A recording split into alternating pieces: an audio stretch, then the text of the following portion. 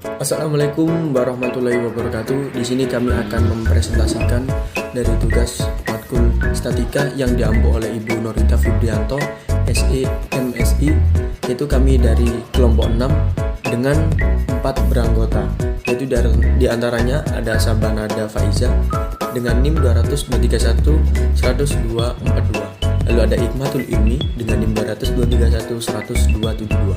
Lalu ada Muhammad Faris dengan NIM 200-231 10254. Lalu yang terakhir saya, Niki Manafata dengan NIM 200-231 10283. Dan di kelompok kami terbagi dengan materi regresi linear metode kuadrat terkecil. Oke, langsung saja ke pembahasan materi. Regresi linear dan metode kuadrat terkecil dalam bahasa Inggris adalah linear regression and least square method. Dalam materi ini kami akan memulai penjelasan dari scatter plot yang kami punya di sini. Dalam scatter plot ini yang menghubungkan antara nilai dengan lama belajar. Pada nilai di sini satuannya dari 0 sampai 100. Dan dalam lama belajar di sini berupa jam. Bisa kita lihat pada scatter plot di sini bahwa yang lama belajarnya 1 jam maka mendapatkan nilai 20. Lalu jika lama belajarnya 1,5 jam juga mendapatkan nilai 20. Tetapi jika dia menambah durasi belajarnya misalnya 4 jam maka dia akan mendapatkan nilai 60. Nah, makin lama durasi belajarnya maka makin bagus pula nilainya. Walaupun juga ada yang durasi belajarnya hanya 1,5 jam, namun dia mendapatkan nilai 70. Dan ada juga yang durasi belajarnya lama tetapi tetap saja mendapatkan nilai jelek, misalnya 20. Nah, secara keseluruhan dapat kita lihat di sini bahwa titik-titik ini berkumpul membentuk sebuah pola, yaitu dari kiri bawah menuju ke kanan atas. Nah, dapat kita simpulkan, ketika seseorang durasi lama belajarnya semakin lama, kita dapat katakan bahwa nilainya dia akan semakin cenderung bagus. Walaupun ada beberapa yang tidak mengikuti pola tersebut, tetapi mayoritas scatter plot ini mengikuti pola seperti ini. Kemudian dari scatter plot ini, saya akan menjelaskan regresi linear, yaitu apa sih sebenarnya regresi linear itu. Jadi, regresi linear merupakan pendekatan untuk melihat hubungan secara linear atau garis lurus antara variabel terkait Y dengan variabel bebas X. Dan dapat kita lihat pada sumbu Y, pada scatter plot ini kita punya nilai yang merupakan variabel terikatnya. Variabel terikat ini ditentukan oleh variabel bebas X. Nah, jadi nilai pada X berdiri sendiri, namun pada sumbu Y yaitu nilai ditentukan oleh sumbu X, yaitu lama belajar. Lalu kita tarik garis lurus untuk menghubungkan titik-titik ini. Kemudian kita dapatkan sebuah persamaan garis lurus. Nah, inilah yang disebut dengan regresi linear, yaitu membuat sebuah garis untuk melihat hubungan secara garis lurus atau linear antara sumbu Y dan sumbu X. Dan kegunaan dari garis lurus ini adalah untuk memprediksi berapa nilai seseorang jika kita ketahui lama belajar yang dihabiskan dalam bentuk jam. Pada sumbu Y di sini kita sebut dengan independent variable atau variabel terikat karena nilainya ditentukan oleh X atau variabel bebas. Sementara pada sumbu X di sini kita sebut dengan independent variable atau variabel bebas karena nilainya berdiri sendiri dan mempengaruhi nilai Y atau variabel terikat. Jika kita buat dalam bentuk persamaan, yaitu Y sama dengan beta 0 ditambah beta 1 X1 ditambah error time. Nah, jadi X di sini jumlahnya dapat lebih dari 1. Namun pada regresi linear sederhana ini X-nya hanya 1. Namun pada regresi linear berganda, X-nya dapat lebih dari satu. Jadi ada lebih dari satu faktor yang dapat mempengaruhi Y atau variabel terikat. Kita kembali lagi pada regresi linear.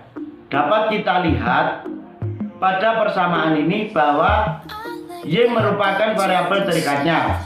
Kemudian X merupakan variabel bebas dan beta 0 adalah perpotongan dengan sumbu Y. Lalu beta 1 adalah gradiennya atau dapat kita katakan dengan koefisien dari X. Lalu yang terakhir error term, yaitu sesuatu yang tidak bisa diprediksi oleh sesuatu dari Y yang tidak bisa dijelaskan oleh X1. Nah, sekarang kita membahas apa sih itu metode kuadrat terkecil. Jadi metode kuadrat terkecil itu adalah metode di mana kita mencari nilai dari beta 0 dan beta 1 untuk bisa meminimalisir nilai error tersebut. Jadi kita mau nilai errornya ini sekecil mungkin, sehingga kita harus mencari nilai dari beta 0-nya dan beta 1-nya itu. Nah, kalau kita balik ke gambar itu, ke garis lurus ini, nah persamaan dari garis lurus ini adalah Y sama dengan beta 0 ditambah beta 1 X1, dimana beta 0 itu adalah perpotongan dia dengan sumbu Y. Jadi jika ini dipanjangkan, maka ini itu disebut dengan beta 0-nya. Dan beta 1 itu merupakan tingkat kemiringan dari garis ini. Oh ya, di sini juga ditambah dengan error term-nya ya. Apa sih error term itu? Jadi error term ini adalah sebenarnya jarak dari titik ini, data yang sebenarnya ke garis ini, yang itu disebut adalah errornya. Jadi misalnya dari titik ini ke sini, itu disebut dengan errornya. Nah, ini ke sini adalah errornya, dan ini ke sini juga errornya. Pokoknya jarak dari titik-titik ke sini yang merupakan kerenggangannya itu adalah errornya. Nah, kalau kita jumlah semua itu namanya sum of square error. Kalau kita jumlah dari error yang dikuadratkan, nah itu adalah SSP atau sum of square error, penjumlahan dari error yang dikuadratkan. Nah, kita mau meminimalisir sum of square errornya ini dengan membuat garis ini yang jika bisa sebisa mungkin membuat melekat semua si titik-titiknya itu berada sebisa mungkin berada dalam garis itu. Nah, itu yang mau kita coba lakukan dalam statistik kali ini. Bagaimana sih caranya untuk membuat titik-titik ini melekat atau bisa membuat garis yang titik-titiknya ini bisa masuk semua dalam garis ini? Nah, itu ada rumusnya ya. Jadi rumusnya adalah untuk beta 0 dan beta 1-nya adalah beta 0 sama dengan Y bar min beta 1 X bar. Nah, untuk yang beta 1 sama dengan sigma XI min X bar dikali dengan YI min X bar dibagi sama sigma XI min X bar kemudian dikuadratkan. Jadi ini adalah rumusnya untuk mencari nilai dari beta 0 dan beta 1-nya agar bisa mendapatkan persamaan garis lurus yang garisnya itu meminimalisir errornya dan titik-titiknya itu menyatu di dalam garis tersebut. Selanjutnya kita akan membahas contoh soal mengenai regresi linier dengan menggunakan metode kuadrat terkecil. Di sini sudah ada contoh soal cerita. Suppose that we have the data of gas consumption of some cars MPG and its engine power HP and is 15. Jadi di sini ada dua data, ada gas consumption atau konsumsi gas dari mobil dan engine powernya atau kekuatan mesinnya. Nah, formulate the linear regression with MPG as it dependent and HP as it independent variable. Oke, di sini sudah ada daftar MPG-nya dan pasangannya yaitu HP-nya. Oke, MPG-nya itu adalah dependent. Nah, kalau MPG-nya dependent berarti MPG ini adalah Y berarti ya. Dan HP as it independent-nya berarti dia adalah X. Kenapa begitu? Karena Y itu nilainya selalu dipengaruhi oleh nilai dari X, yaitu independent variabelnya. Dependent itu adalah variabel terikat dan independent itu adalah variabel bebas yang tidak terpengaruh. Dan dependent itu adalah variabel terikat yang dipengaruhi oleh variabel bebasnya. Nah, jadi yang MPG di sini sebagai Y dan HP di sini sebagai X-nya. Baik, saya akan menjelaskan pembahasan soal dari yang sudah dibaca oleh teman saya sebelumnya. Oke, jadi untuk mencari regresi linearnya, maka kita menggunakan rumus yang sudah dibahas oleh teman saya sebelumnya, yaitu sebagai berikut. Nah, langkah pertama yang kita lakukan adalah kita harus mencari sigma dari Y, karena pada rumus dibutuhkan sigma Y. Sigma dari Y adalah jumlah dari Y atau MPG-nya. Ini kita jumlahkan semua, 21 ditambah 21 ditambah 22,8 sampai 10,4. Nah, itu adalah sigma dari Y. Setelah kami hitung, maka diperoleh 280,8. Nah, sekarang kita mencari sigma dari X-nya, karena selain sigma Y, pada rumusnya juga dibutuhkan sigma dari X-nya juga. Maka kita harus menjumlahkan semua dari nilai X-nya, yaitu 110 ditambah 110 ditambah dengan 93 dan seterusnya sampai 205. Maka kita memperoleh senilai 2096. Kemudian kita juga mencari X kuadrat, karena pada rumus juga dibutuhkan X kuadrat ini adalah kuadrat dari X. Jadi 110 kuadratnya yaitu hasilnya 12.100. Kemudian selanjutnya sama juga 110 kuadratnya 110 kuadrat hasilnya itu adalah 12.100. Lalu 93 kuadrat yaitu 8.649 sampai seterusnya dikuadratkan yaitu sampai kuadrat dari 205. Kemudian setelah kita kuadratkan masing-masing nilai, maka kita akan tambahkan semuanya.